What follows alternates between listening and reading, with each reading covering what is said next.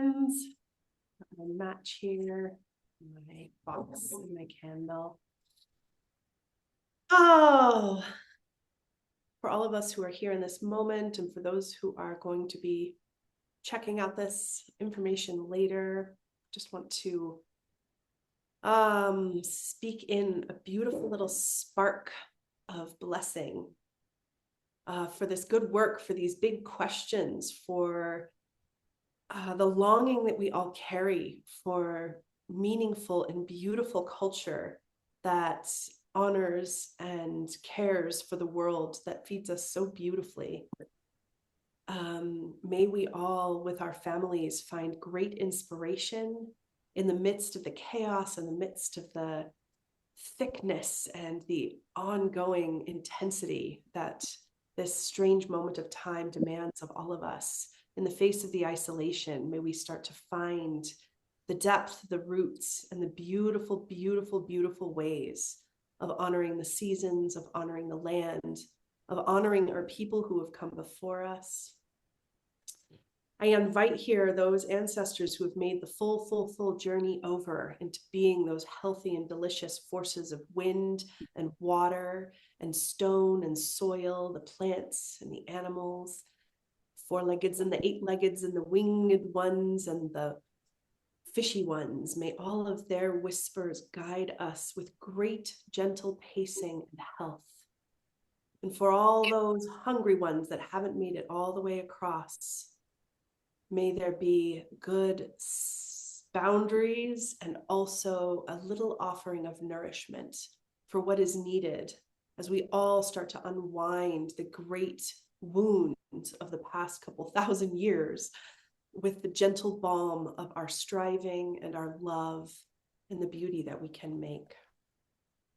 With that, we begin.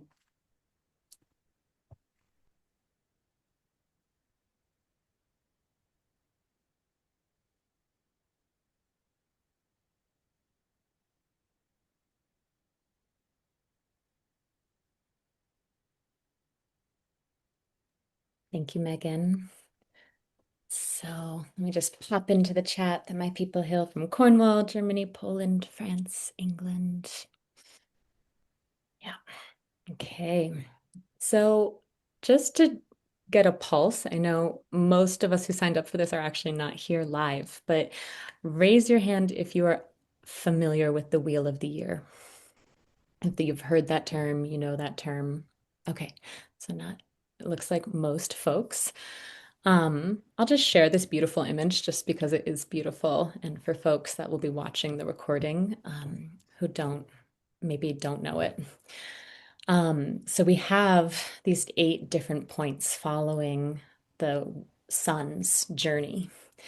And this comes from the Celtic people. And really, we have these, like, if you imagine a cross, we have the cross quarter points, which are winter solstice, summer solstice, and the equinoxes. And then we have these cross quarter points that are like in between the cross. And we find ourselves right here now at Samhain, which is the midpoint. We're approaching Samhain between equinox and between solstice. And going back to like old European cultures, we see that there were actually just 2 seasons that were honored. It was summer and winter. And so if we lived off of the land, our focus would really be tending and growing the food that would sustain us, right? And also sustain us through the non-growing season. And so this point of what we call Samhain now is that time of the last harvest. And the ancient Celts called it Samhain. And it was the marking of this beginning of winter, the descent into the dark half of the year. And it was the time of growing darkness. As you can see, wherever you find yourself, you're probably noticing that the darkness is growing more and more. The sun is setting earlier and earlier. And with that, comes the need to light your own hearth, right? And this was a time where the community would come together and create a central fire, a bonfire that everyone would then go and light their own hearth from, right? If we were a community coming together, we would celebrate and be together in feast, in honoring, in ritual. And the natural world is really modeling to us what this time is asking us to do. It's asking us to slow down, right? In a culture that we live, the dominant culture that we're living in, it glorifies summer. It's like constant beauty, constant, abundance is what is really praised at this time and celebrated. But the season is asking us to slow down, to let go, just like the leaves are letting go from the trees, and let die what cannot continue, right? Summer just cannot sustain itself constantly. And so we also know that this time of year is in our world, we now celebrate Halloween. And so I want to just tie the threads of what our old people did with what we now know as modern Halloween, because there's a really beautiful origin of Samhain from which Halloween was born from. And Halloween is thousands of years old, and its origins are in Celtic Europe. And I think the first written records were around the 9th century, are the first written documents, but we can assume that it's much older than when things were starting to be written down. And again, it was just this time of celebrating the third harvest, the final harvest, the end of summer, and the new year. And I heard yesterday from a dear friend that Kabir said that rarely do we ever make it to the shores of springtime. And although we're exploring this concept of just two seasons, if we think about the planting of the seeds in the summer, the growing, and then the natural letting go, the falling away, the decaying, and going into the stillness of winter, well, spring can only come if we really surrender into the winter time. And so that's what this time was really all about, celebrating the darkness and really preparing for it too. What foods were our people eating in this time? They were storing grains from hopefully an abundant harvest, right? And they weren't just keeping those grains for themselves. Samhain was a time of offering, a time of feeding, a time of giving back to the spirits of the land, to the spirits of their own ancestors, which we'll be getting into a whole bunch in just a little bit. But as they did this, there were traditions, right? There were ways that we can now see are being mirrored in modern day Halloween. There were costumes that were worn. There were things that were carved, scary, and overgrown turnips or root vegetables, those ones that you just let go wild in your own yard, right? And why were things scary? Why were we dressing up? It was because we knew that the veils were thinning. The boundary between worlds at this time, as darkness is growing, mystery naturally becomes ever more present. And so, with those overgrown root vegetables that really you couldn't do much with when they get so big, it's like, what do I do with this? They began to carve them to ward off dark spirits. As our peoples also knew that not all spirits were benevolent and friendly.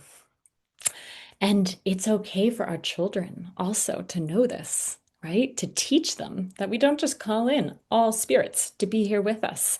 We actually do it with protocol and ward off the ones that maybe aren't so benevolent. And so food again was like just such a part of our people's coming together. And we can see how it still is. It's such a natural way to come together. The feasting, the sacrifices of grain, the offerings, and many times those offerings would be put in the West, right? And the West being the direction of the spirits going onwards, supporting their journey to the other side. And so this time of year is that this really porous time, right? Where we see the land showing us the descent, the grounding, the release. And it's a time where the natural world is honoring death. And so we look to how our ancestors did this too, honoring the death of the life that sustained them, right? And in every intact culture that I know of, that you probably know of, there are rituals. There's ways to grieve, to be with the dead. There are protocols to do this well and to honor the dead.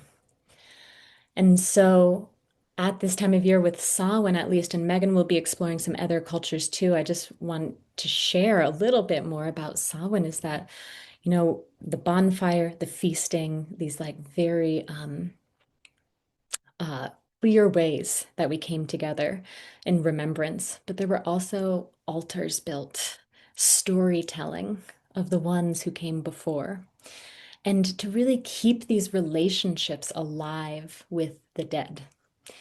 And, you know, when I think about like my son, dressing up for Halloween, and the archetypes that he's wanting to explore, I think like, okay, where did that actually come from?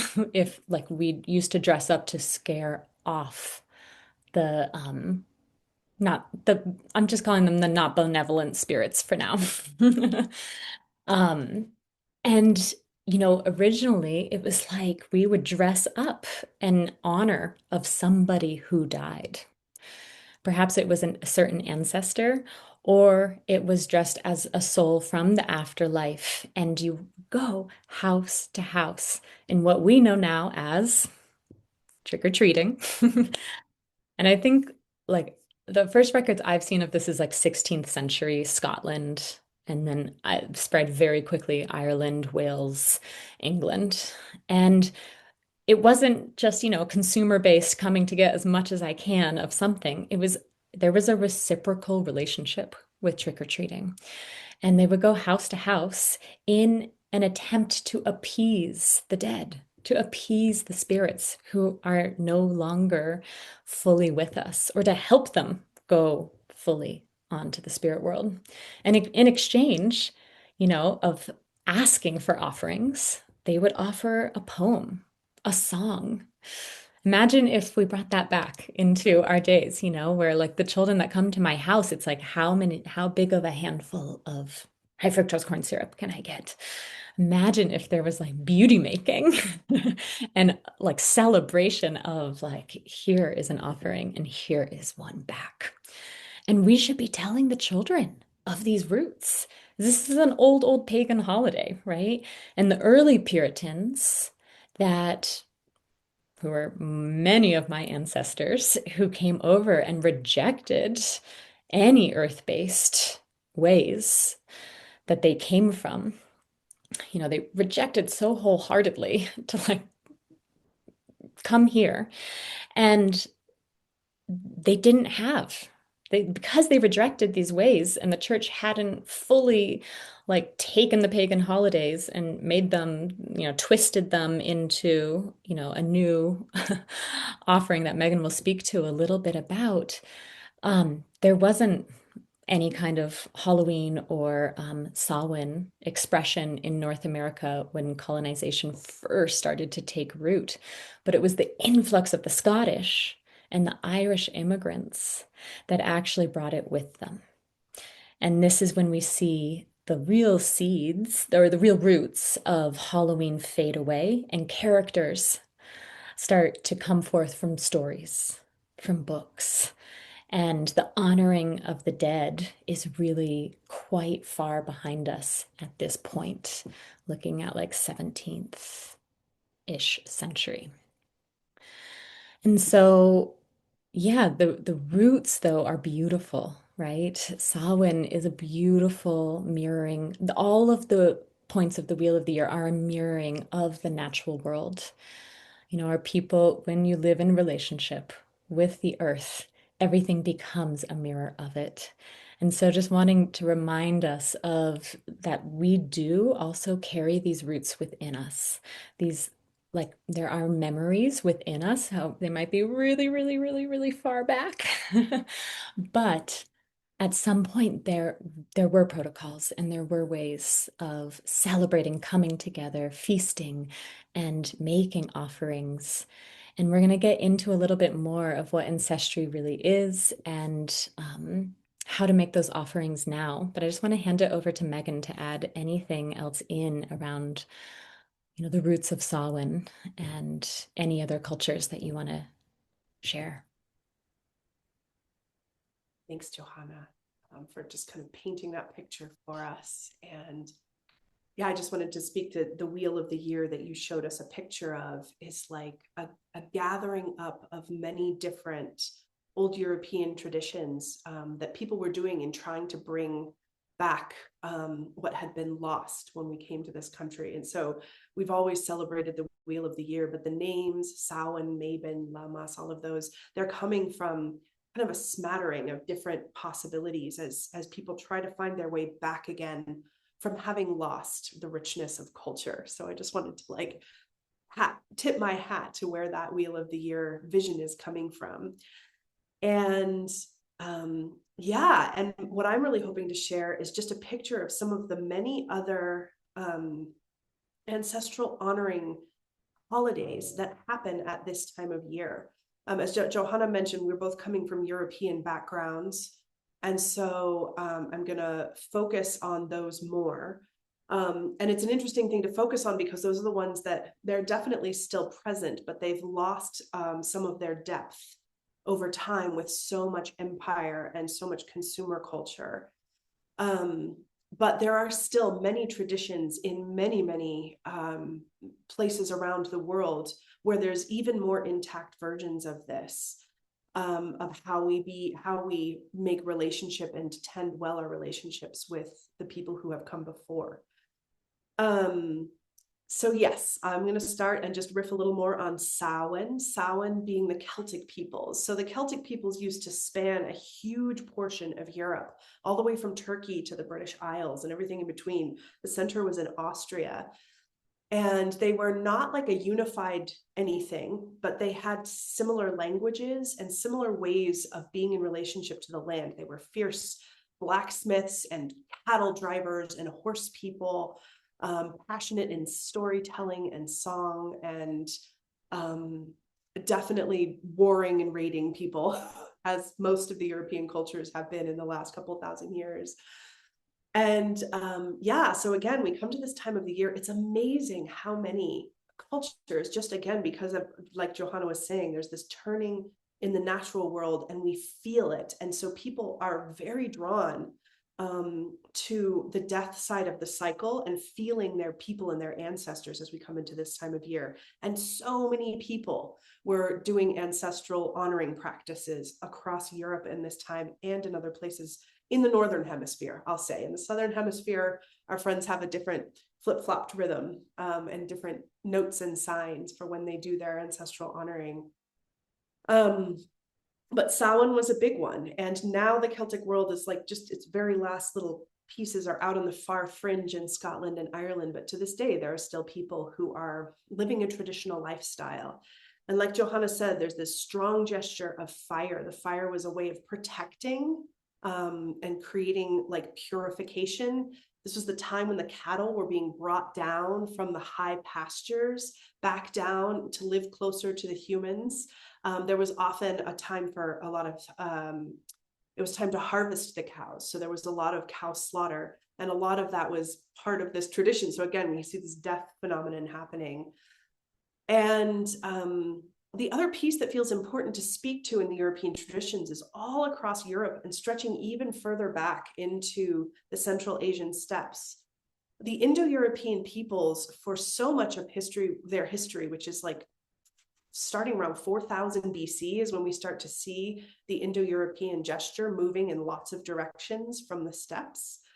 They put their people into the ground. They put their people into mounds in the ground, and they would bury their dead in the finest estate, covered in gold, with their weapons and sometimes with their horses, and just like all of this, like really send them off to the next world with great wealth and preciousness, because they believed that there at some point was going to be a resprouting of those people back into the world, whether it was as grass, as future generations, grass to feed the animals and rains. And so it was so important how people were offered, how people died.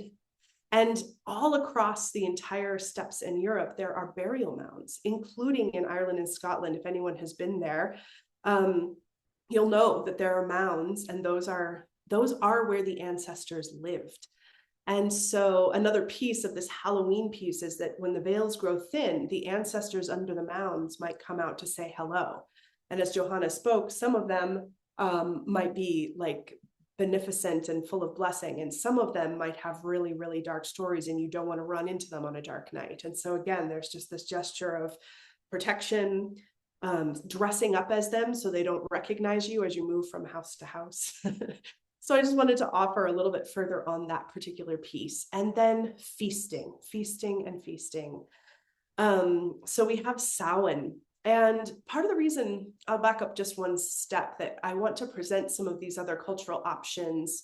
I just know for my own self, I didn't know about these options. I grew up with a traditional American Halloween experience, loved it from square one as a child, but didn't know why.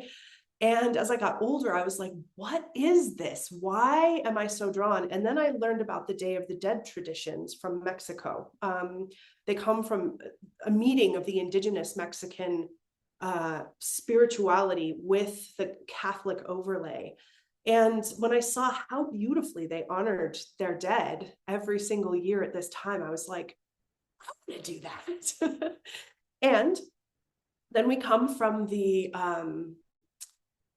ache of colonization moving across the United States and all around the world, colonization wrapping the world around, and this hungry empire just consuming so many of the beautiful intact cultures that it steamrolled over, and then deciding they were really cool, and then making them into a consumer holiday so that more people could make money. And then, so it's like there's this whole piece. And I definitely know some of my friends, from my friends who carry the Latino and the Mexicano gesture, they're like, why you got to steal our stuff when you're still smashing us over? So there's this thing of like, how do we actually really stand in our integrity, learn about our own ancestral gestures, and draw from that, instead of habitual, like from the deep habit of our culture, consuming other cultures that have more beautiful and intact cultures. So I saw Day of the Dead, I felt this longing, and I was like, what's up with this? And that's what's led to all of these pieces I want to put forward here. Samhain is a big one because it is the roots of Halloween, and the Celtic peoples in Europe have a lot of really beautiful intactness tucked away and squirreled away in their beautiful ways of being with the world and thinking. But there's also many others, and Samhain is just the Irish and Scottish branch of the Celtic tree. There's also one called Callan Gaith, I think is how you say it. That's Wales, the Welsh version. And Welsh is another branch of the Celtic peoples. But again, we see people really working with their ancestors and inviting them to their hearth, literally. And again, the disguises to avoid the harmful spirits. And then also on other parts of the Celtic world, there's Manx tradition, Hopuna. If you have any of these, you can like take a note and then just go look and explore and see how these traditions are still kept up even to this day. A lot of continental Europe is in the realm of the Roman Catholic Church and their mafioso ways over history. I definitely have a little bias there, I have to admit. But even one of the things Catholicism did in all the places it went was, in order to convert people who had indigenous and land-based traditions, they would like marry the Catholic traditions with the local traditions. And for that reason, all around the world, we have wild, beautiful, fascinating combinations of Catholicism with local ways. And so this is true in Europe. And one of the big pieces was there were so many both Celtic and Germanic ancestor honoring traditions at this time of year that the Catholic Church was like, let's do something about this. And so they created All Saints Day and All Souls Day, which are the 2 days after Halloween. And this was a time when people would tend the graves of their ancestors. And to this day, you can still see in different places in Europe. I remember seeing it in Spain too. Everyone goes with like brooms and rags, and they go to where their ancestors were buried, and they sweep it off, and they make it look really beautiful, and they trim away all the weeds, and then they bring in lots of fresh flowers or plant flowers, which is also beautiful, or whatever else, and candles, like the candles, and there's just this like beautiful and tender remembering around the graves. This is an interesting piece because as we start to come into the American histories, I know, for example, in my family's been in, branches of my family have been here for hundreds of years, and we're literally scattered across the entire United States of America, and the graves are hard to find. Maybe you can, maybe you can't, maybe you know, maybe you don't. And so again, it's like, how do you want to bring this? How do we want to bring this into a way that we can still touch it? But if you know where anybody's grave is from a past, from any of your past ancestors, this is a beautiful way that is still honored across all the places that Catholic European tradition moved. The Slavic and Baltic traditions, I recently learned about Ziadi, I think is how it's pronounced. Ziadi, this is Poland and Belarus and Lithuania. And it's a big feast day. And they're definitely, I saw all these beautiful masks. So if you have any of those ancestries, check out Ziadi, and you'll see some of the gorgeous masks that they have, along with the feasting. And again, the fire. We're going to see the themes start to really arise. In the Roman and Mediterranean roots, there's Parentalia, the family dead, where people are visiting the tombs again, and they're making special yummy cakes and leaving them on the graves in the tombstones. Lemuria is another one from that part of the world, and that one actually is more about like using the light to banish restless spirits, which we're definitely going to talk about a little bit later. It just comes up when we're talking about ancestry honoring. And again, bringing flowers to graves and lights and sweets, traditional sweets that come from those cultures. And then coming up around to the Northern European world, we have the Northern and Germanic traditions.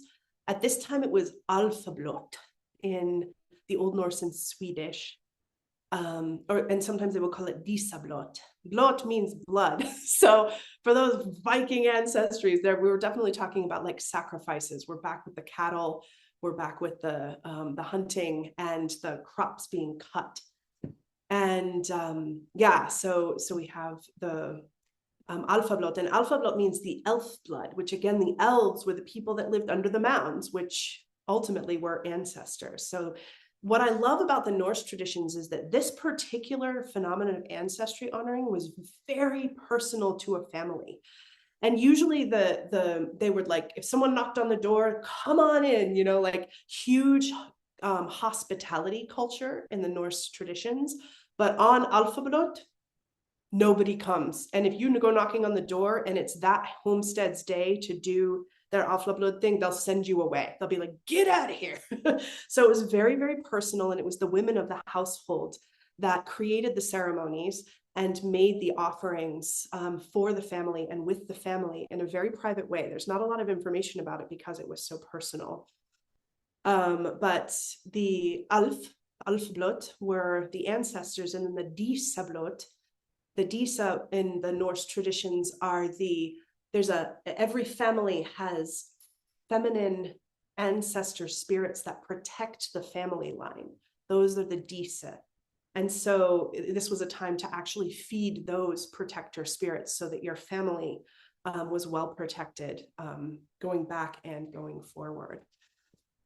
Let's see. And then I just want to mention, like, it goes out from there. Again, I've focused on the European traditions because they've been so hard to grab as an American.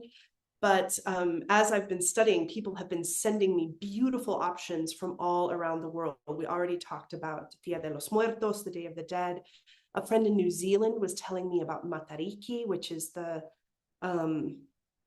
Maori people's ancestral honoring, which they're in a different hemisphere. And so it happens based on when a certain constellation rises in the star in June and July, which is the heart of their winter.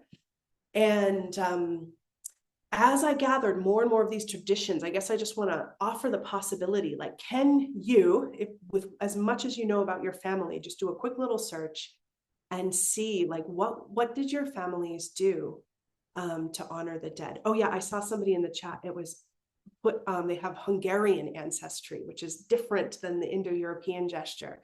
And I heard the Hungarian people have a halotak napja,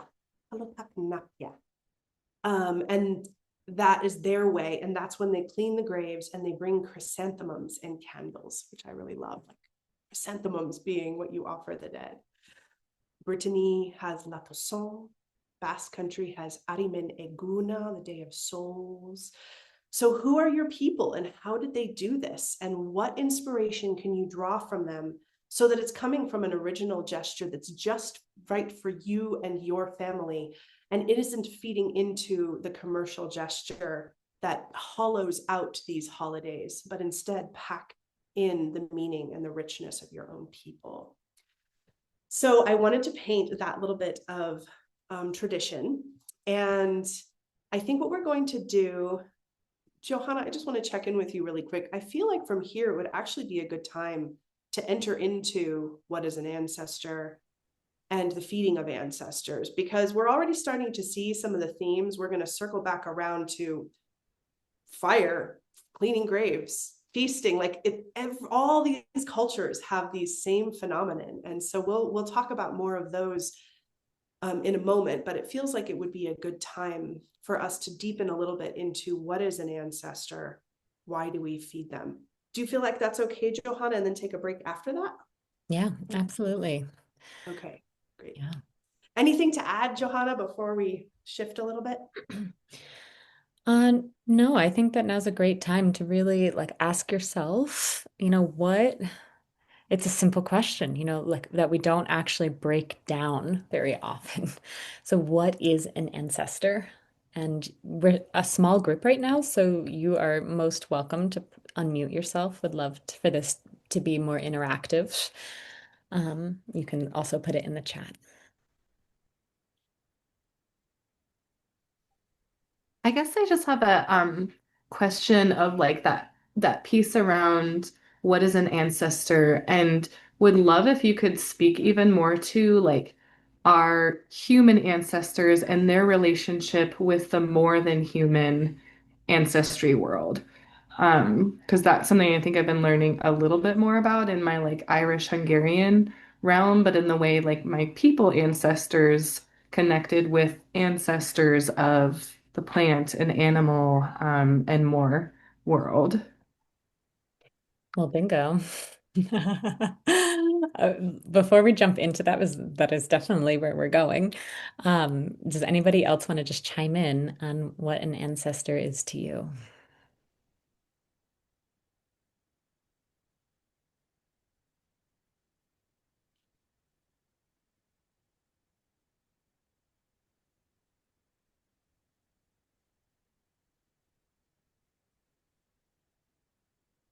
Hi, Grace. Hi. Yeah, I was just wondering about the question of like what of sort of like recent ancestry and when do you become just like a family member, and when are you an ancestor? Is it like in death? Like my dad's dead, but my mum's not, so is my dad my ancestor and my mum's just like my family? And today is like quite a significant day for me because it's my grandmother, who I knew very, very well, is her 100th birthday. And she isn't with us anymore.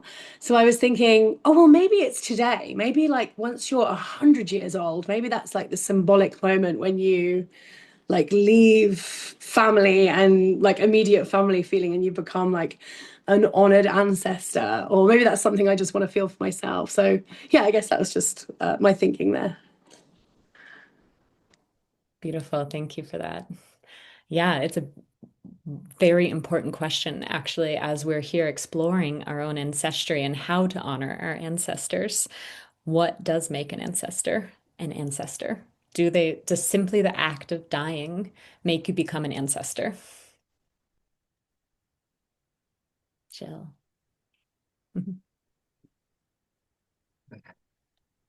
Me, it's engaging with those who have somehow passed on their traumas and their passions into the core of who you are.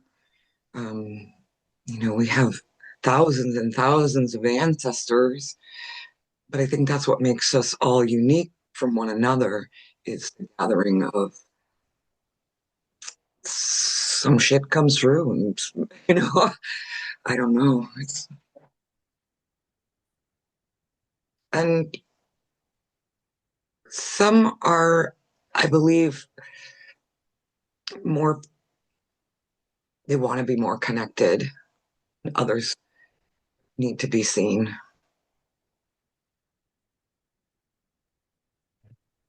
Yeah, thank you. Yeah. Yeah. Well, does anybody else want to chime in here before? Chime. Okay. Well, there are many, many traditions that understand that an ancestor is made and that ancestors it's our work to help them ancestralize, and that our ancestors actually need daily feeding. And due to colonization, due to empire, the giving up of our ways, the coming over, the mess of it, death no longer became something that was honored. There wasn't ancestor veneration carried on through colonization and the many, many layers of it. And death simply became a disappearing. And you'll hear people say, I lost so and so. So and so is now lost. Are they lost? Or can we remember them so that they aren't lost? And Meagan, do you want to chime in on anything? Sure, I'll just speak a little because this is very rich terrain. From what all of you just offered and what Johannah's bringing in, feels like one important piece of what makes an ancestor, especially Grace, what you were speaking to, is how we live is a piece of it. And you also brought this in. Is it Jilla? Did I say that right? Yeah, it's actually Jill, but A is the beginning of my last name. For some reason it does that. But Okay. Jill. Yeah. Yeah, you also spoke to this too, that there's a piece of like how people lived their lives is going to have a big impact on how they're remembered. And I feel like this is also for us to take into serious account. How are we living? In what way do we want to live and focus our lives so that we are how do we want to be remembered? And it gives us different relationships with different ancestors. And so first there's the living. And then once we pass, like Johannah's saying, in so many traditions, and certainly a lot of these European traditions that are older, the older, like pre-Christian ones, there is a fierce need to send the dead off really well, not only bedeck them in all of their gold and bury them in full state or send them off in a Viking ship and light the fire, but also to weep and weep, like weeping. There were people who have there still to this day in Ireland, there are just a few threads of a very ancient tradition where there are women whose job it is to go to a funeral and elicit the grieving. This is true in several of the Eastern European cultures too, and I'm sure many other places. Those are just some of the places I know people have spoken to this. There's this knowing that when someone passes, that we need to weep. And that not only is that like kind of from our modern perspective, this is my work, so that I can grieve and move on. It's actually also for them. and that they are really lifted up and fed by the love that was held and the losing having them in their body in the day to day.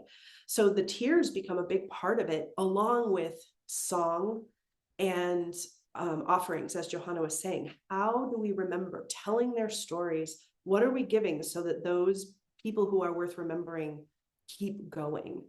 So yeah, I just wanted to name that piece. And yeah, and then bounce it back to Johannah, because there's the other piece that Summer brought in, and I wonder if you want to speak to that. Yeah, I guess I just want to first name Malidoma Somé and Sabanfu Somé, who came from Burkina Faso, the Dagara people, and they really spoke to the need for every human and every village to have the opportunity to grieve, and that even if somebody that you don't really know died, you would go to that home and you would cry and you would grieve, because that's what we did to, or they did to clear themselves and become sober humans that were able to engage with life fully. And my teacher, Stephen Jenkinson, my Stephen, he wrote the book Die Wise. And for anyone, you know, interested in the overculture's relationship to death and beyond, looking at, like healthy ways to grieve and die, that book is a real beautiful resource.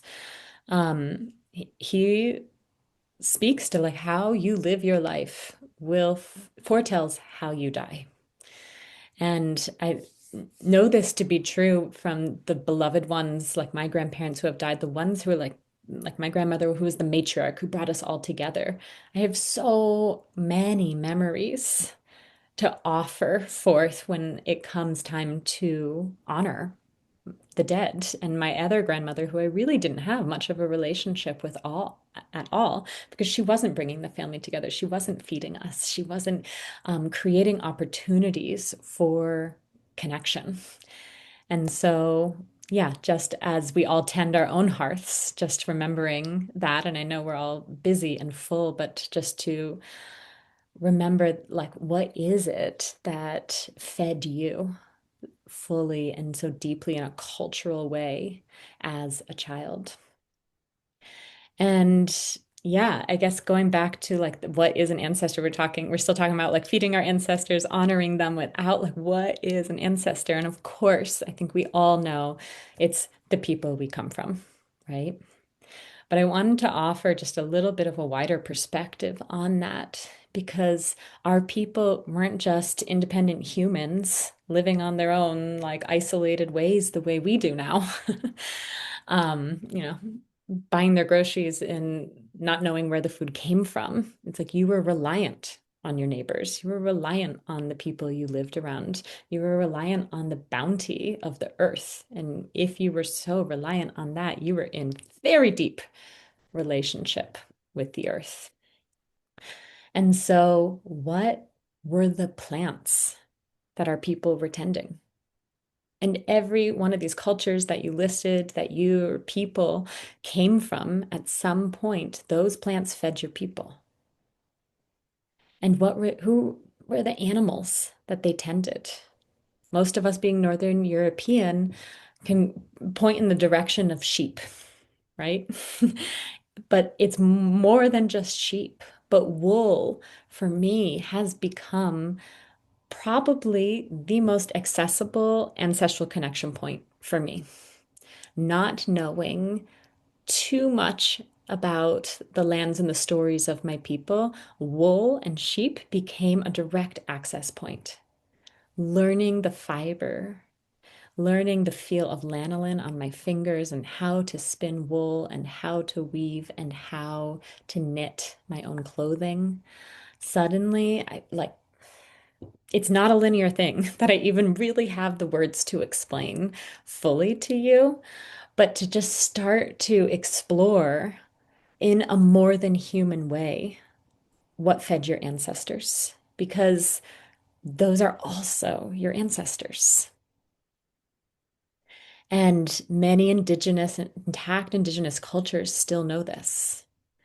And so it's time for us to like take off our linear colonized mind and actually look back towards what are the medicine plants. You know, I just like synchronicity just led me to a hawthorn tree, and there were like three of them blooming with abundant hawthorn berries. And it's like, oh wow, right at a time where my heart was really aching. And, you know, in the Celtic world, hawthorns are known as fairy trees, and they were very sacred trees that could never be cut down. You just never cut down a fairy tree because that would really piss the fairies off, and you don't actually want to be on their bad side. And so roads were made around the fairy trees. And so I found myself just picking like berry after berry after berry. And now I'm making tinctures and I'm making hawthorn brews to share at Samhain and drying hawthorn berries. And that puts me in direct relationship, actually, with my own ancestry. And I just want to hand it over to you, Meagan, for any like additions that you'd love to add or your own experience of maybe more than human ancestors or who ancestors are to you. Yeah, absolutely. It feels really important to open this lens wider than just the people, especially in a time when there's been such an ache for so many centuries and so much trauma carried. It feels really important for us to remember the plant ancestors, the animal ancestors. And I just want to speak to a particular part that has been exciting for me, which is the animal streams. And definitely there's the animals that were directly part of keeping our people alive. Johannah spoke to the sheep, but cattle were also a huge part of European culture. And none of it would have happened without the horse, my woman riding the horse here. Mhm. And so there's also those animal ancestors. And if we reach really, really far back beyond Europe and back towards the Central Steppes, a lot of this learning for me has come from one of my teachers who Johannah mentioned, Stephen Jenkins, and one of my big influences and teachers is Martin Prachtel, and he's spoken to us a lot about what was intact about that Central Asian steppe culture that seeded so much culture in the rest of Europe, as well as India and up into China and down into Persia. And those people, they're the ones who put their people into the ground, under the ground initially. They also deeply believed that they were descending from wild animal ancestors. And to this day, they're uncovering people in the tombs that have tattoos on their bodies of different animals in different combinations. And that's because those were their ancestors too. They wore their ancestors on their bodies for remembrance. The deer, the snow leopard, certainly the horse is a big theme. So it's like, again, all of those are also part of our inheritance. If we can feel and find our way back into that relationship. How does that happen? That's quite a journey. There's the genealogy and history route. There's the dreams and intuition route. There's so many different ways that we can come into relationship with these pieces. Best to have all of it happening and to listen deeply. But yeah, so I just wanted to add that in terms of who are our people and who are our ancestors. And that leads to, Johannah, I hope it's okay that I'm going to go here. What if somebody dies, but they don't get honored?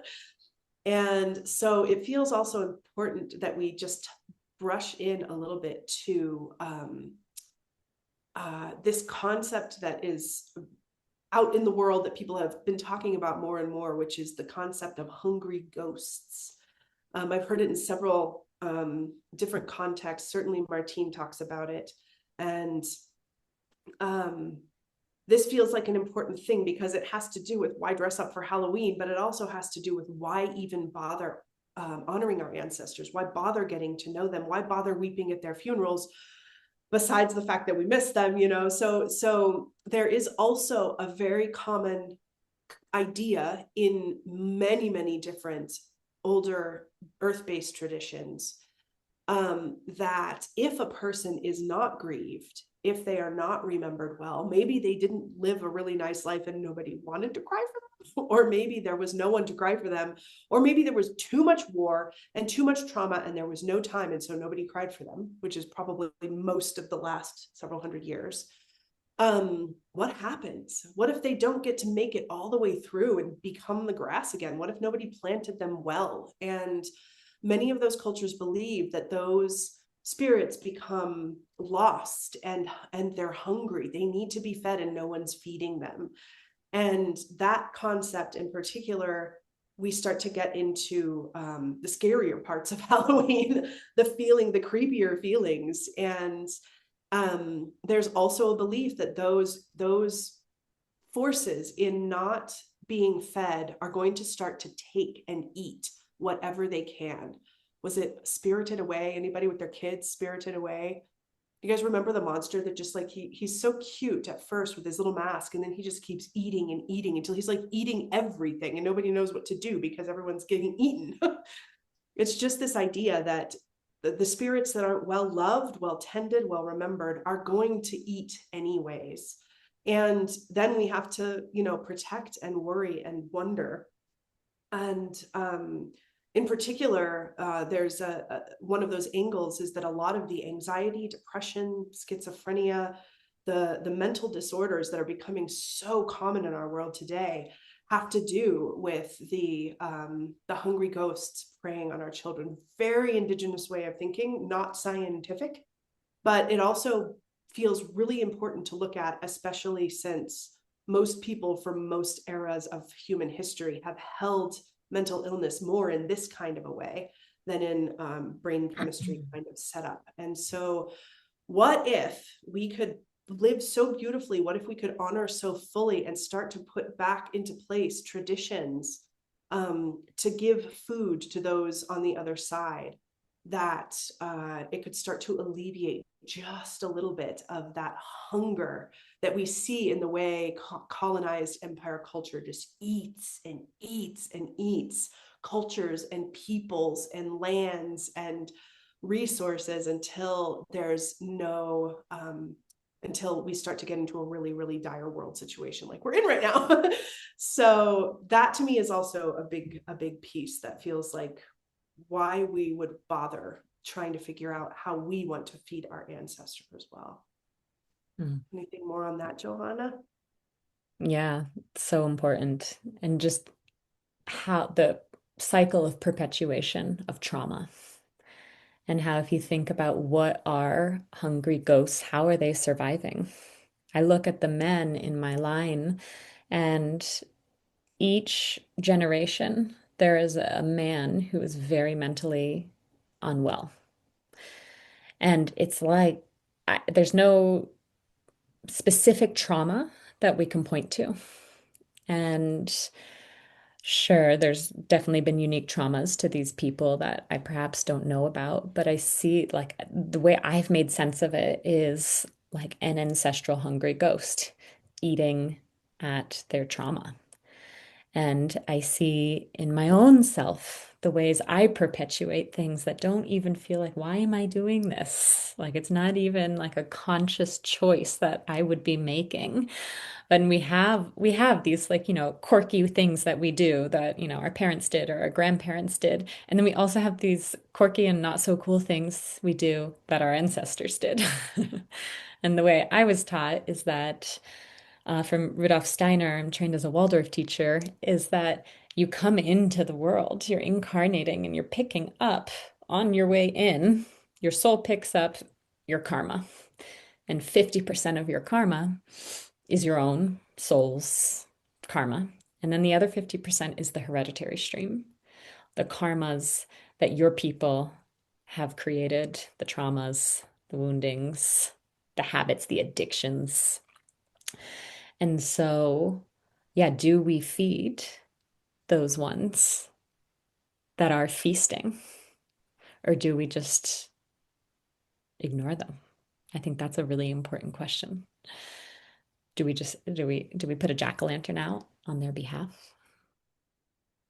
I'm just so curious what your thoughts are on how we actually tend to the ones who are hungry, that are here, they're present. I mean, we are really in a place where our world is very much being consumed by hungry ghosts. And that monster that Meagan was talking about, we can see it, we can feel it getting bigger and bigger in our own government if you're in the United States, for example. Just to continue that stream too, Joe, it's very inspiring what you're saying. I just want to specifically name, especially those of us who are coming from European descent and landing in the colonized countries and in America. This is a very important piece to look at, because often the traumas that our people have experienced are what they turn around and perpetuate on other people. What my English ancestors did to my Irish and Scottish ancestors in the 16 and 1700s was a technique of perfecting, destroying a people, not just the people, but their culture genocidally. And all of those same techniques were then brought to Turtle Island and perpetuated against the native peoples from this land. And so what Johannah mentioned of the traumas passing down, for me, again, it's a very literal, you see how the traumas are experienced, and then people, in not processing them and not tending them, feeding them, giving them their ceremonial time, stepping into the grief and doing the work that's needed to address them, it gets turned around and dished out to somebody else. And so the hungry ghosts build over time. Israel and Palestine and what's happening in Gaza, I feel like, is another really intense version that we're witnessing happening right now. So yeah, this is another reason, like, how are we going to tend the aching places? What balm do we offer? And with that, I want to continue. I want to extend Johannah's question to those of you who are here. What are your ideas? What balm can we offer that you can think of? Feel free to unmute, speak some thoughts. I'm going to go back to Johannah's connection to the sheep. It plays an important role in my life as well. And I've been touched by the same connection of, working with all of those resources that come from something natural. And it's a reciprocity that is huge in working with sheep. I've been raising sheep for over 30 years now, and they really shaped my way of becoming a mom just through working with them. I would see such a difference in a sheep that would grow from a bottle-fed lamb to a sheep that would grow from one that remained with their mother from day one. A bottle-fed baby is super friendly and is needy and loves to see everyone and is talkative, but it doesn't know how to keep itself safe. It doesn't know what plants do you really eat instinctively. I mean, by watching these sheep, you can learn a lot about the plants. When they are well fed, and they have a lot in front of them, they'll eat the willow at certain times of year. They'll eat the goldenrod when it's just perfect. But once it starts to, get a little old, no, they don't want it anymore. And you see it with all of these different plants. So you can learn a lot about a plant through watching them. But it really was the connection, the motherhood child bond that shaped me into, because a baby lamb is born, it can basically stand up and walk, within moments of birth, where a human baby can't do that. But I watched the lambs, they're like glue to their moms, for at least a week. And then they start running and bouncing around their mom in a circle. And there's a big communication between, just body language and sounds. When the mom's like, "Oh, where are you?" She'll just go, and the little animal will look up and go, and come running back to her. And it's and you watch as the weeks go on, that circle get bigger and bigger. And the moms let them stay away and then they come back, but they all, and it was like, well, what if I don't put my baby in a crib in a room? What if I don't, bottle feed my baby, And those were the choices I made to, if I slept with my baby in my arms, maybe this child would grow to be a more confident, secure person. Because it didn't have that in the cold, in the dark, crying, waiting for somebody to come, like always there. And, I never suffered from real fatigue from having a baby. I didn't have to get up in the middle of the night to make bottles and wash all that crap, They were just like, plug them in and they nurse when they want and you're done. And I didn't have to experience that sleep deprivation and all that does. And yeah, now my children are adults and I'm happy with the choice that I made. I can see it, how it affected them in their lives. And so it's, yeah, part of that trauma being passed on or changed or be able to see it in that way. So I'm just really respectful of if people can have a connection with that sheep, if you're in a world where you can do that because it really does impact your life, especially just because of the fibers itself and being able to learn some of those traditional skills. There's just deep appreciation and working together with people. When you are washing the wool, when you are spinning together or weaving together, it's really, really fun. Yeah, and it's fun because there's actually a cellular memory of Yeah. doing it in community, in Mm-hmm. intense space. Mm-hmm. Yeah, thank you for sharing just Yeah. the sheep have taught you. Yeah. And what can the stinging nettle teach us? What can the corn teach us? Mm-hmm. Whatever the plants and the animals and also the minerals too. Mm-hmm. Um, the going back to Rudolf Steiner, the man who created Waldorf education, he speaks to the fourfold human being and the four kingdoms of the world, and how like the foundational kingdom is the mineral kingdom. And we're Mm. all made up of bones, right? We're talking here about how to actually honor and like clean the graves, like Mm. bones of our people. And very interesting, and kind of another conversation that we could go on a tangent on is what's actually happening because so many people are not getting buried anymore. Like the homeopathic dose of our minerals going into the earth, and then also the way that we are burying those who are choosing to get buried is just crazy. The pumping of chemicals and all the stuff. But yeah, what's the consequence of all the cremation that is happening? Not just environmentally, but in terms of like our minerals going back to the mineral kingdom to feed and sustain life again. And then from the mineral kingdom, we have the plant kingdom. And then we have the animal realm. And then we have the human realm, which is, oh, and there's the animal. Sweet. Yeah.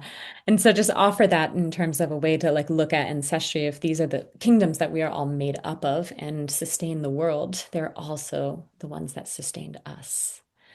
And so, yeah, like what just the kind of the crux of how we honor our ancestors here is how do we make what do we do to honor them? What is it that they're actually fed by? And you can put in the chat or you can unmute yourself. So any thoughts, truly? Anything's welcome. Um, Hi. I do a lot of ecstatic dance. They just put on a lot of music and you just dance to it and everything just comes up. And I've had some really powerful ancestral experiences. And one of them was just the last one I was there, it was like 2 weeks ago or something. And there's this like pretty famous guy over here who did like the worst possible crime. And he was like very much like very, very, very hated. And he died like the day before I went to this dance. And I'm dancing and I've got all this stuff coming up and it's all my own stuff and there's a lot of joy. I know I have a lot of joy to be had. But then this kind of person kept like, yeah, like that hungry ghost kept kind of like coming to me, like this sense that I couldn't move on and I couldn't enjoy myself until I'd kind of, yeah, interacted with these feelings I was having. So I do feel it was like a hungry ghost moment. And I kind of was like, fine, I'm gonna dance with you for as long as I possibly can bear it. And I'm just gonna dance. And it was like this loving, I had to send him some love. And I didn't want to, but I could kind of almost like pull this love from me. And I didn't have to enjoy it or feel like any of the happy sensations of love that we normally feel. But I could just kind of funnel all this energy towards him through this dance. And I did that for a little while. I did it for like 3 minutes and it felt really hard. And then I was like, okay, enough. Like I can't do that anymore. And I just had this strong sense that I I might literally be the only person on earth who even has that much capacity just to send him some kind of hard fought love.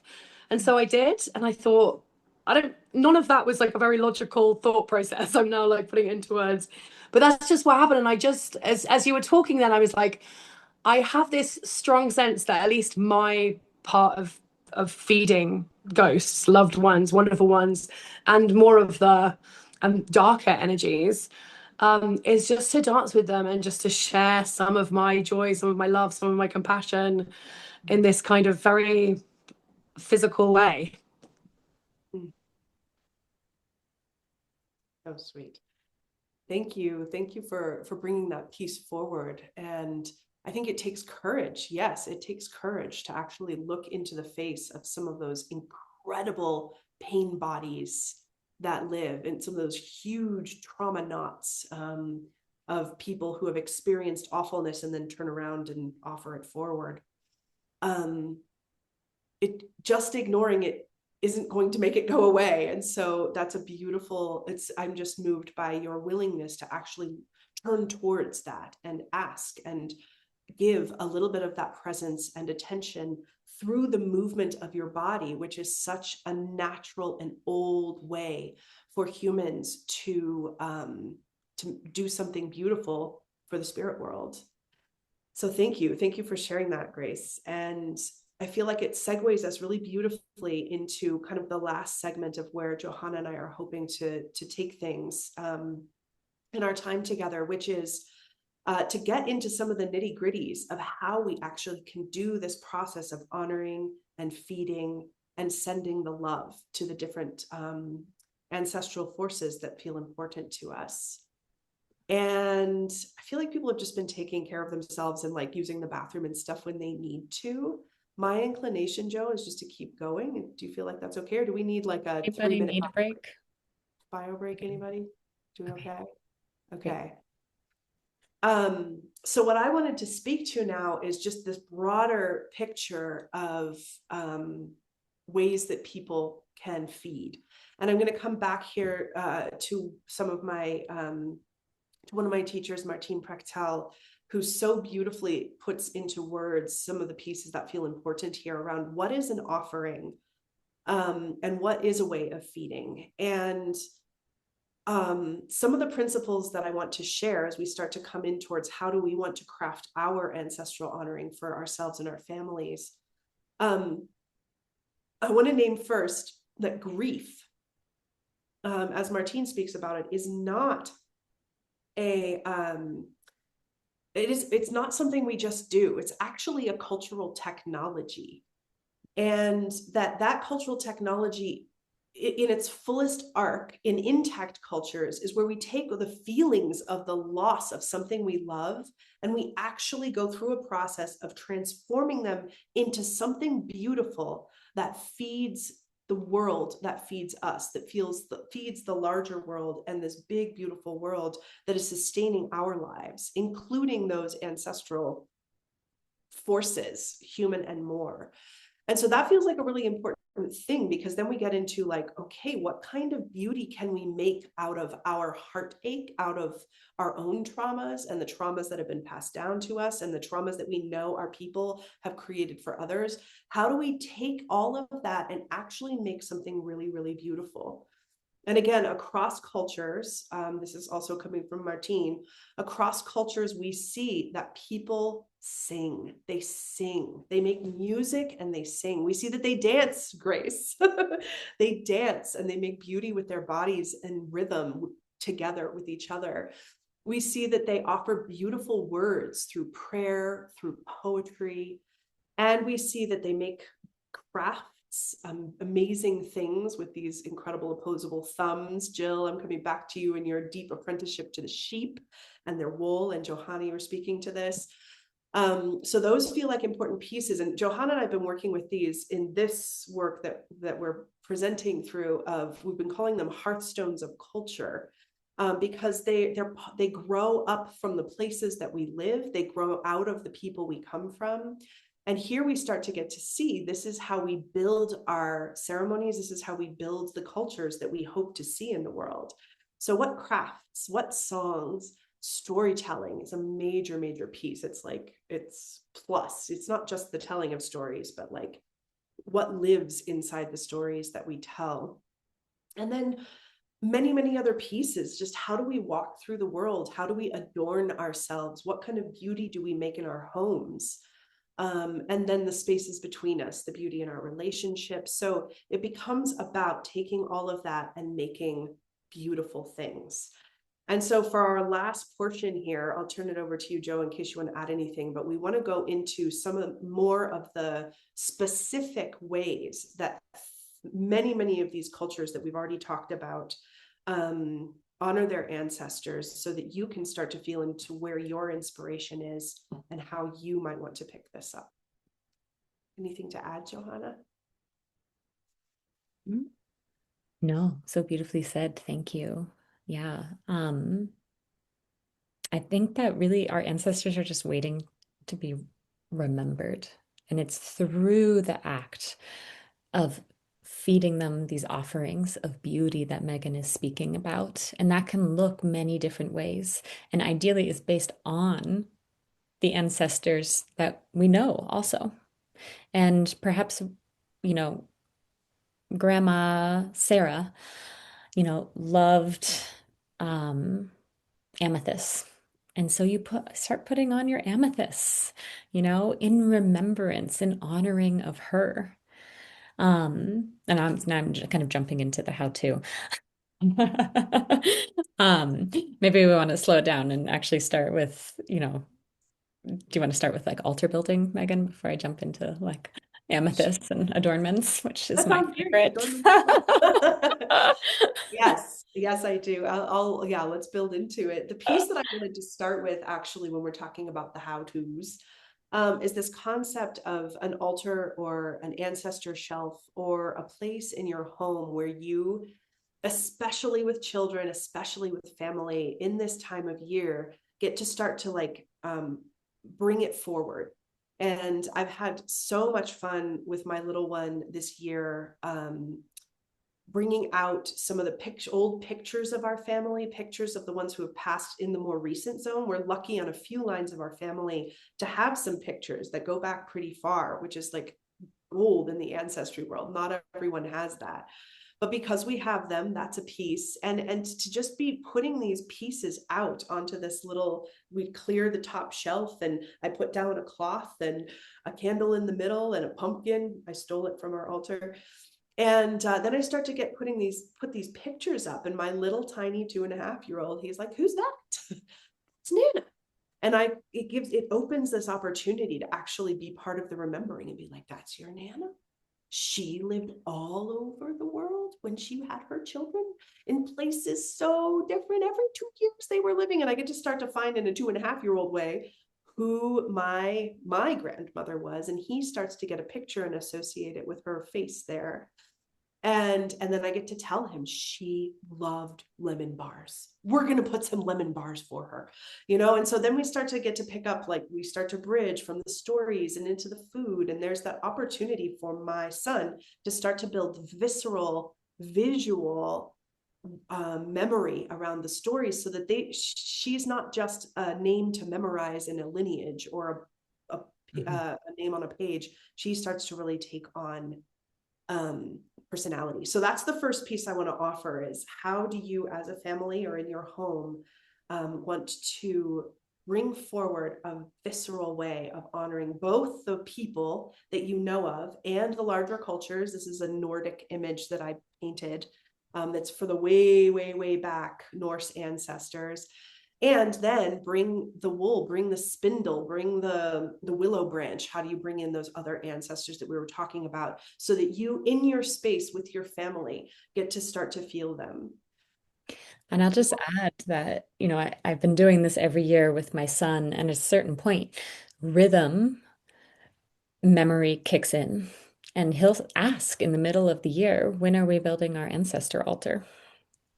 And I'm like, oh, well, that's at the time when the darkness comes, after the fall harvest, and just start to build in the seasonal rhythms into these like more festival or like tradition that comes with what we call, practice right now is the Wheel of the Year.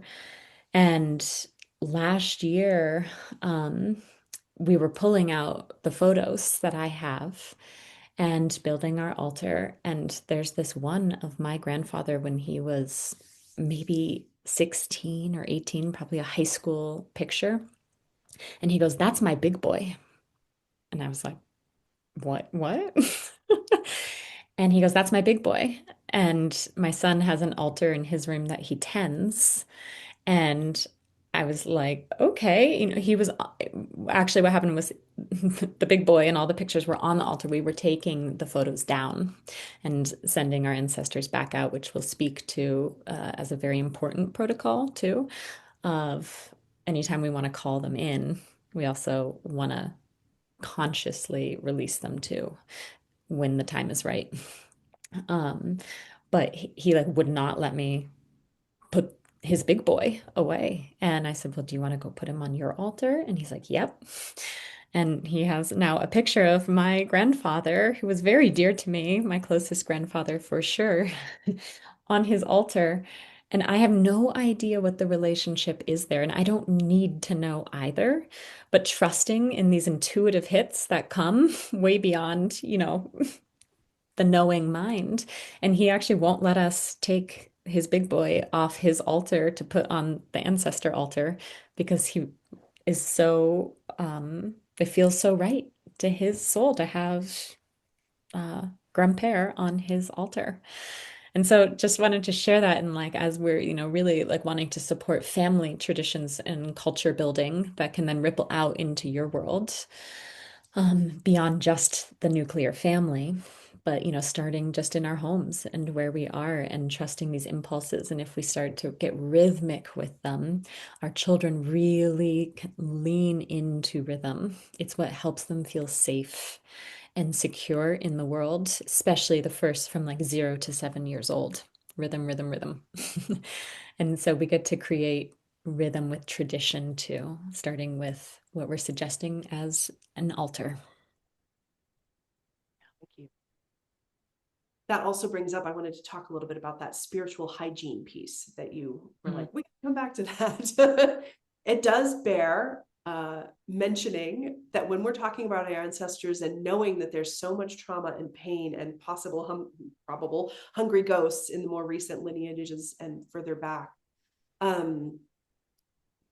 a very common practice that feels really important is, if you're going to build an ancestor altar in your house, or at any time you're going to call on your ancestors, probably don't put it up in your bedroom and don't invite everybody, because it's a big clamor and there's a lot of pain there. So just wanting to really be clear that when you're creating these, it's a very smart idea to say, come, all of you who have the health and the well-being and the life-serving capacity to sit on our altar. And for you hungry ghosts, like maybe you make a place outside the house a little further away, or make the intention that there's the possibility for them to have a place, that to still have a place, but not in your close in safety zone. And so it's important to acknowledge and say, I see you, but you may not come any closer than this, or here is where you may go. And then the ones who are going to be in deep service to the family and the growth and the health come near. And then, as Johannah was saying, when it's time to take the altar down, when the holiday is done, then there's also this, back, thank you for visiting our hearth, back you go and weave yourselves and do the good work, and thank you. So that's very personal. There's a lot of ways to do it. It could just be in speaking it. It could just be something in your heart. It could be something you do with your children. But this is also a big part of people who work with ancestral culture, is you just have to be clean and precise about who's coming and when and where. Yeah, there's a real impulse to romanticize ancestral connection. And I think, yeah, I know that in my own being of like, oh, my ancestors, the old, but they also did some real harm, and many weren't well, and went through real struggle. And so I personally still think that they need deep honoring. They need to be remembered too, to not be feasting on my son. And so I do put out offerings for them outside, just not like Meagan said, in my home. And then if you're going outside, then you can put on your demon mask and it won't recognize. Yeah. And we're back to the roots of Halloween. All right. Do you want to talk food, Joe? Yeah, I'm totally feeling food. Yeah. Why don't you start and then I'll go into the ghost supper. Okay. So pretty much across the board, like every tradition that I looked into, every one of them involved the making of some kind of special food in honor of the ancestors. Sometimes it was a broader cultural dish that everybody made. I'm thinking of that matariki that I just read about in New Zealand, where they would do an in the ground hot stone where you put the meat in and then bury it. And that just across the culture is the way you make that dish. And then when you unbury it at a certain time, the steam rises up to meet the matariki star. And that's the big offering moment of the food. So whether it's the particular cultural food, or you get into the specifics of, Nana loved lemon bars, or preparing a certain feast with certain recipes. Maybe you have recipes from the last couple of generations, or more generally, like, okay, I know my people were Irish, like maybe I'll try making Irish soda bread this year. So there's just so many possibilities and ways that come down to the food. And I think part of it is that because we're in the harvest, this is the end of the harvest season. This was a time of great abundance. And so food is central in so many of these traditions. And there's about 1 million ways to play with it. So yeah, Johannah, tell us the one that you were talking about. Yeah, so there's something in the Eight Shields world, the John Young tradition, called the Ancestors Feast. And this is also known as the Ghost Supper, I think in the old Celtic world. And basically, the invitation is to cook for one specific ancestor. And so, when we think about like all of our ancestors, I can think of like, oh my gosh, so many different things to make. And, I'm a single mom and I'm probably not going to be able to cook for every single ancestor. But this practice actually lets one, maybe two ancestors be the vehicles for the whole lineage. And so you listen and you do your research. You wonder like, okay, who's hungry this year? And with that listening, you choose, okay, I'm going to cook for me this year, I'm going to cook for my grandma Leona, who died barely under a year ago. And what is it? I actually have some phone calls to make of like, what is it besides English muffins and peanut butter that she loved to eat? And you find out what they loved, right? And you cook it the exact way that they liked it. And for many of us who are health conscious, and it's like I think about every year I buy my other grandma had an endless pot of Reese's Pieces in her house. So I learned to love Reese's Pieces growing up. And now I buy like the Justin's ones, the organic ones, and put them on the altar and let my son and me eat them. But I'm like, oh gosh, yeah, she probably wouldn't have liked those as much. Probably really would have liked the Reese's Pieces. And so, yeah, you okay, so you choose the ancestor, you find the dish that you're going to make, and you don't romanticize it. You cook what's true to them. And yeah, you honor them through that dish. And so as you shop, you're supposed to like really just like track your body, listen to your body, because your body is their body. You are the one with a living body right now. And so you're also made of their flesh and bones. And so you let instinct and synchronicity guide you. And if you suddenly feel like drawn to a different ingredient, you let yourself grab that ingredient. And you really like this is a moment of like taking the mind out and letting the intuition and trust guide you that your ancestor is with you, that they are leading the way. And like the important protocol in terms of doing this well, the way I was taught is you cleanse your kitchen. So you might choose an ancestral herb to smudge or like whatever grows on the land near you, mugwort, sage, cedar, and you light a candle and you speak aloud that I'm cooking for you, Grandma Leona. And then you do your cooking. And the very important piece here is that you do not taste your food. You don't taste it, because then you're taking first. And we have enough of that going on in our culture. So you do not taste your food as you. That's going to be so hard with a 2.5-year-old. I just have to say. Well, maybe He's you gonna put be a two and a so half year old to offended. bed or something for this. I don't know. Yeah. So the idea is that this is actually this feast, the ancestor feast, is not for us. It's not for our own needs, although you will feast, right? It's to like let go of your own worries and your own food preferences. My preference for, organic peanut butter instead of Reese's Pieces, like we're letting actually go of that and our diets and trusting that our guts are protected, even with all the junk that you might be using that you don't normally use. Um, yeah, so that we aren't dishonoring them, actually, that we're like fully feasting for them. And so, right, traditionally there's a fire. And so you might choose to do this with another family, you might choose to bring your community together and do this. And so you light a fire and you feed the fire first, right? This feast is for the dead. And so you're making that offering to your ancestor, who's the vehicle for your whole lineage, and feeding them, giving thanks.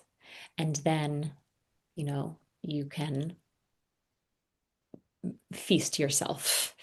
And, as a part of this too, I would really suggest like bring like the altar building as well, right? The photos, the heirlooms, the whatever relics of your people that you have that are such gold if you are fortunate enough to have those. Not all of us do. And so, yeah, allow there to be a collective ancestor altar with those that you do this with. And perhaps, bring an offering of story, of song, a game that your people played, backgammon or gambling, whatever you want, whatever it is, there's usually gambling involved. Yeah, and you're bringing forth these cultural artifacts from your people. And yeah, also dressing in a way that your ancestors would honor your ancestors is my favorite way, because I already jumped into like adorn yourself before the altar. Yeah, what can you wear that evokes your ancestral line? And, I'm super blessed. I have like knit dresses that my grandmother knit. I have like hand embroidered vests that I got made when I went to Poland on an ancestral pilgrimage. And that's like really, really, really privileged and fortunate. You might also think, okay, my grandmother loved this color or this scent. How, like, sensorily speaking, really rich can we make this? Right? And remembering that it's actually not about us. This is the remembering and offering that feeds our ancestors. And so also, just speaking to the fact that so many of us like don't have living people left to go to and ask questions.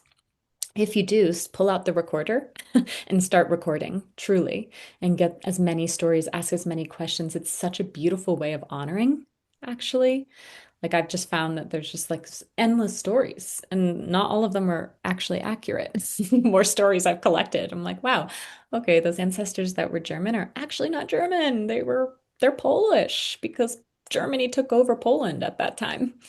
Um, so yeah, you have to start, you can start putting the pieces together, but if you don't have those people to ask, a beautiful access point again is the more than human world, right? So I run a girls group facilitator training, and our whole first module is devoted to ancestral maps of reconnection. We're just focusing on this stuff that we're talking about here for like 2 months. And there's a woman who didn't know anything about her Belgium ancestors, and she really glorified her Irish ancestors. That is also something that's very common, where we glorify certain ancestral lines and ignore the others because maybe they're not as like exciting and exotic as you have in your mind. So this woman, she had always just kept the Irish traditions alive, and she's 50% Belgium. And she said, like, through just like starting to knock on these doors, as Meagan says to always do, like, you just start knocking and a door opens. You knock and there's more doors. She went to her mother and said, I'm really ready to like understand my Belgium ancestors. I want to know more. And she said her mom just like stars danced in her eyes when she heard that. And she disappeared and came back with a suitcase full of ancestral relics from the area of Belgium that they were from. And not just pictures, but like pieces of lace that her ancestors had made. In Belgium, there's a region where specifically a certain kind of linen that lace was made out of came from, and she has the linen lace now. I'm like, you just became a millionaire. Like that's true riches. And it was just so beautiful to like just like start listening. And maybe it is the line that you know so much about that is the one that's hungry and wants to be fed. But also, listen beyond just what you know and trust the murmurs that come your way.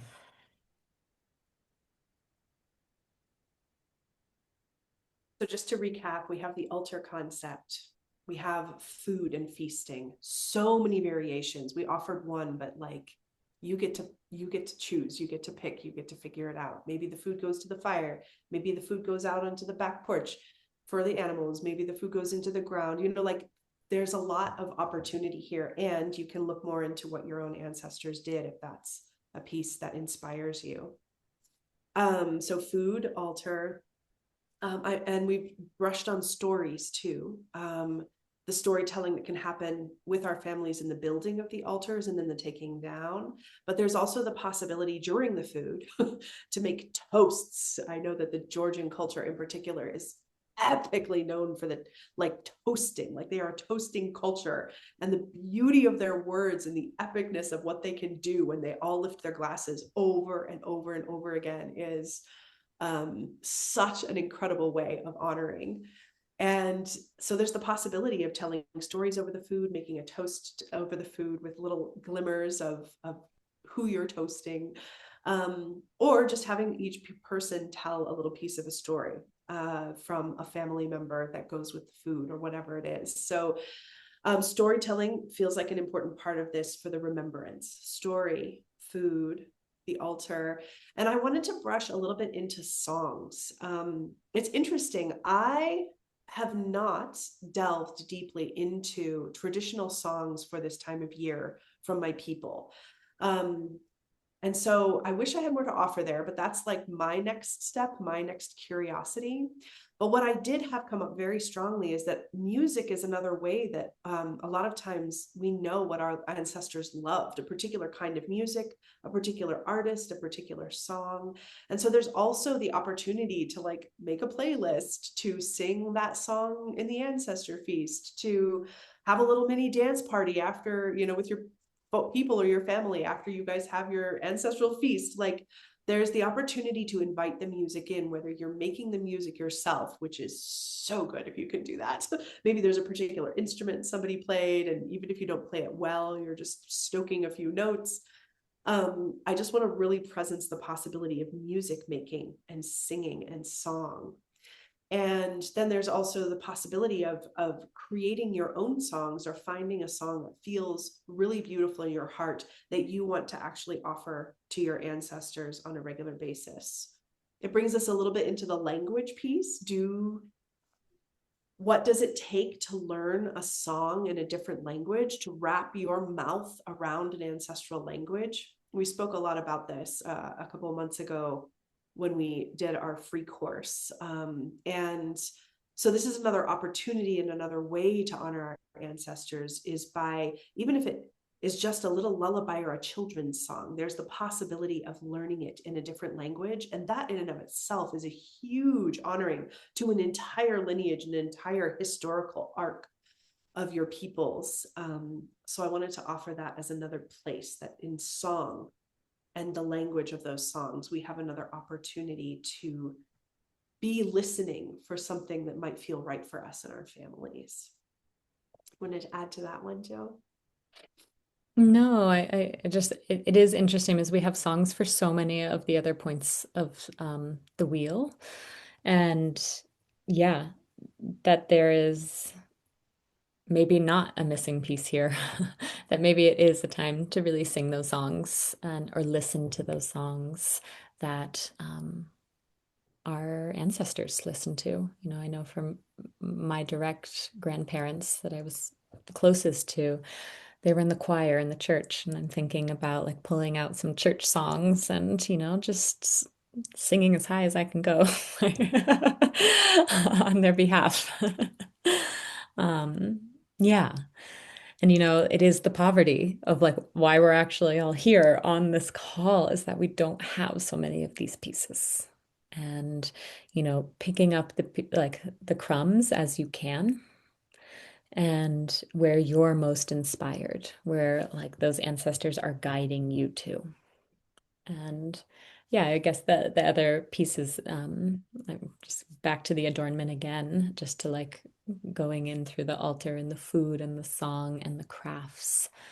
My son and I have been making flower garlands and draping those over our ancestor altar, and you know, putting out a little food for them every night. That's what we do throughout the year.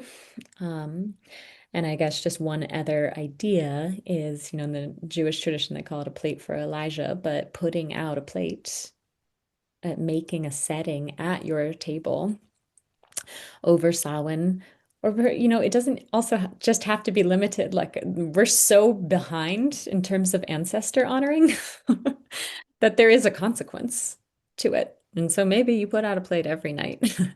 Just traditionally, this is this time of year, you know, because again, it's what's happening in the natural world. We're like darkening, we're deepening, we're going more internal, and the veils are thinning. And so putting out a plate at a setting and a plate of food at your table, the next feast you have, the next beautiful meal or ancestral recipe, if you're lucky enough to have some of those, you know, for those ones. There's one other piece that I want to offer before maybe we open it up for some questions at the end here. But the other piece that I want to address is that I know for me, my ancestors mostly were European, and then they've come to Turtle Island and have been on this land for many, many, many generations now. But there's this huge tension around the colonization piece that has always left me feeling like, is this my home? And even within my experience of my own life, I've moved to a different place every 2 years, different apartments around my hometown, and then to a new state. And now I'm here in the Tewa lands in Santa Fe, New Mexico. And it's just this like, there's not a very good, we're not, part of the wound, I think, that the European peoples carry is this uprooting. And there's a really deep question around how to root in place again and what that can look like. And so the last piece I just want to offer here is around that. It's around, there's the knowing where our learning once again where our people came from and how to honor them, which is a lot of research and learning and curiosity. And then there's, how does that marry in with where we live now? How do we honor the spirits of this land with deep respect, knowing that there's also a lot of trauma and pain in that story? And so I also want to make room in this conversation for honoring the spirits of this land. And that means another arc of learning around what would have been food for the peoples in the places where we live now. And the growing of those foods, the learning to prepare those foods, specifically as an honoring and as a deep bow and as a petition to start to learn how to live in place again, is another piece that we could do a whole other workshop on. But I just want to presence that possibility that we are in a process of marriage here that is fraught with a lot of pain, and that this same culture building that we're talking about doing to like tend where we've come from also is an opportunity for us with our families to start to learn how to be in right relationship with where we are now and tend the wounds that live in this place, and put balm on them with these same kinds of beauty that we can make with the foods that we make, with the offerings that we put out onto the land, with the stories that we learn and tell, with the songs that we sing. So I wanted to offer that as well. Any last thoughts, Johannah? Should we open it up for any questions? Yeah, I would love to spend our last moments here with just supporting any questions, curiosities, ritual ideas, anything that is stirring you right now.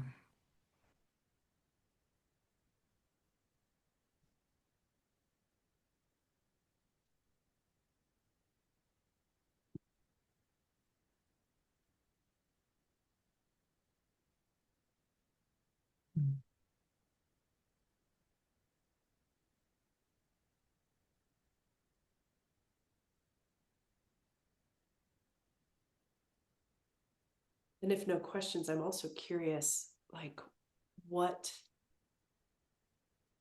has inspired you the most, and what you find yourself feeling like, oh, I want to follow that thread, or I'm curious to create something like that, or yeah, just any information, like sharing your inspirations, what has inspired you.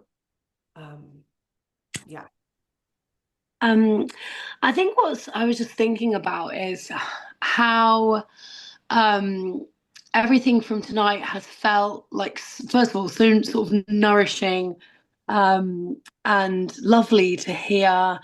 And also how, like, whenever I'm in these situations, I don't feel like I'm learning something as much as remembering something. Like everything I was like, yeah, of course, that's what we're doing. Of course, we need to go through the food. Of course, we need to go through the song. And it's just like, it just, it just lives in us, this knowledge. Like it feels forgotten, but it lives there. We've done this for so much longer than we haven't done this, so we're just always coming back to remembering. And it was just so lovely to remember and have you guys prompt my deep memories of how to do this. And yeah, I'm just really, really excited, and I feel so many little sparks here and there, and I feel really, really yeah, just empowered. And to ask, I have a very, very old relative that's still with us, who I have, there are some like very, very big family mysteries that she does not want to talk about. And I think that's made me be like, okay, well, you can't ask her anything. And then I just, when you were talking, I was like, but I can ask her little things. I can ask her so much more of the small things rather than like diving into the big secrets or being like, oh, well, if you're not interested in that, what's the point? I can find out. Like, she's still there and she's still got all of her memories. And I was like, I need to ask her like about food. I need to ask her about like simple things that she would probably love to be talking about. And that prompt has sort of been, yeah, one of the many little things that I'm feeling like excited about delving into over the next couple of weeks. Gracie, do it quick. When those family members are still alive, she is a treasure trove. And I also just want to say that if you start with that gentle entrance around favorite recipes and favorite songs and who did this and who did that, you're building a relationship that might actually open you to the deeper conversations. I had that happen with one of my great aunts, where we started on the surface on day one when I went to visit her. By day two, we started to get more into the big ancestral stories. And by day three, we were like, I think that there was actually a first marriage that nobody talks about, like, so just like, yeah, don't write her off. Like, find, court her, as Martine would say. Like, what does she love, and follow it in. And who knows what you will find there. That's so beautiful. Thank you for sharing that, Gracie. Love that. I have one question. I know I missed a little bit at the beginning, but I was just curious if you wrap, like with the pumpkin carving or the costumes or the trick-or-treating, like those, where those are coming from, if there are like things that you are doing in your ancestral honoring that are related to those pieces, like if you wrap some of those in. Yeah, and I'm also curious From about the good old traditional Halloween. altar. And like I think Johannah, you said that you do maintain it throughout the year, so you're like releasing the ancestors, but then you're also feeding that altar. So just curious about your season on that. Yeah, great questions. So the what I've seen is over and over, like when a dear friend got married and there was a big calling forth in the ceremony of their ancestors. And at the end, nothing happened with the like then they went off and the whole party started. And I went back up to the where they got married and I was like, I release you all. It's not, just because I'm like, they're gonna be, if we call them in and we actually mean it, there's a release that needs to be sent forth too. And so, the night of Samhain is traditionally like Halloween night, and then like November 1st, November 2nd. And so I'll call them in with my son, like more, and we'll like each night light candles for specific ancestors and call them in and sing to them, drum for them, whatever it is that we feel like we want to do. And then on the last night, I will release them. And then I have like a little ancestor altar where I just put pictures throughout the year, not all of them, ones that I pull out. So does that answer that question? Yeah. And then for Halloween, yeah, we've just made scary jack-o'-lanterns to ward off, any icky spirits, is what, I said to my 4-year-old. And he's like, yeah, he's like super into it. And like, there's no intellectualizing that we need to do because I think that universal truths land in our children as universal truth, and we don't need to actually psychologize it. And so that's as simple as we do. And then, we don't do, I'm like waiting till the day when he learns about trick or treating. I'm thinking this is probably the last year that we won't trick or treat. Um, yeah, so that's where I'm at in terms of like the roots of Halloween being a part of our Halloween experience. We do like make costumes, and our little town has a parade that we go through, and that's what Halloween is to us right now. And it will evolve, of course. And so when he learns about trick-or-treating, I will probably, bring in through a story of the way it used to be. another very precious way to, the stories are so much more interesting to the children than delivering fact. Well, you see, once upon a time just changes everything. I'll just add in that I'm actually very excited to try carving a turnip this year.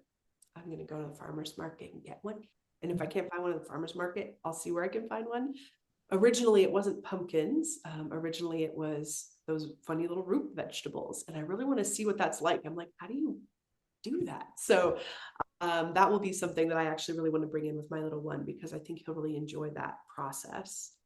And yeah, these are again like Irish, Scottish, Samhain traditions is where most of our Halloween traditions are coming from. And then last year we did go to a gathering with lots of other families. And my little one is still small enough that he doesn't have a preference how I dress him up. And so we both put on and like versions of ancestral clothes, and that was our dress up, which was very fun for him. He had this little like cloak on, and I did some pretend woad on his face and kind of like honored his little Celtic ancestors. Some really fun pictures from that.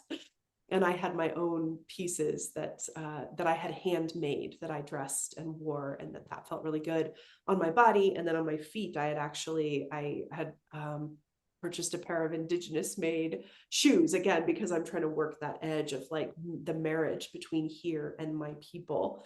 And so it was my dress up for Halloween was my prayer for finding my way in that question. So those are the two ways. And we are also not at the trick-or-treating threshold yet.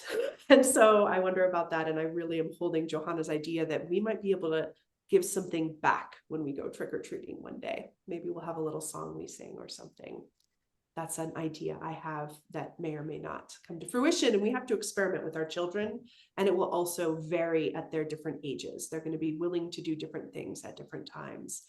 But like Johannah said, I love the idea of just educating our children as they go. Like, okay, what do you want to be for Halloween this year? Remember that it used to be because you didn't want to, you wanted to blend in with the fairies under the mound so that they, like you're not, whatever it is, whatever story it is, the older children, the teenagers, just a reminder, and see as an experiment how that starts to unfold in them. I know we're just about done here. Johannah, any last thoughts? No, I'm wondering if you want to close us out with a Gaelic song. Gaelic song. Oh, beautiful. Sounds good. Here's my candle. I'm going to offer just a little phrase of an Irish love song. It says, "You are one of the best of the women of Ireland. I've loved you since first I met you. I long to drive the calves with you." Take that in all of its meanings. Oh, you, my dearest and my beautiful Eleanor, my secret. Blessings, blessings, blessings on all of our curiosities, on our learnings, on our growings, on our experiments, on the possibility of sprouting up cultures that are just a little more healthy, a little deeper, a little more meaningful, a little more nourishing, that can serve our families and that can serve our communities and our world and our sweet, sweet, holy, beautiful earth for her. No. Sorry, I realize I have to do a thing here. Okay. Mo gragan hete chantu ale nor naru esertafim ac smuinu trami memun mogra gantin sercheshak tu isteshes na baneren Avrilin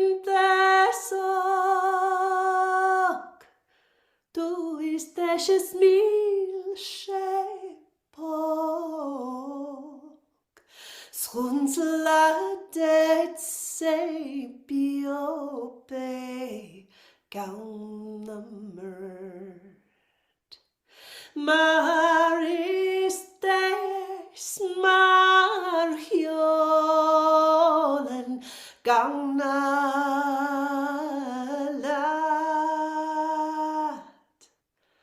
a Heleno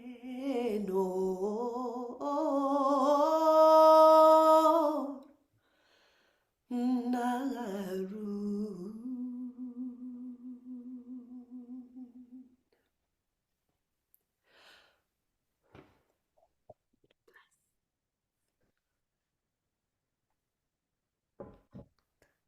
Thank you you. all Thank so you much. all.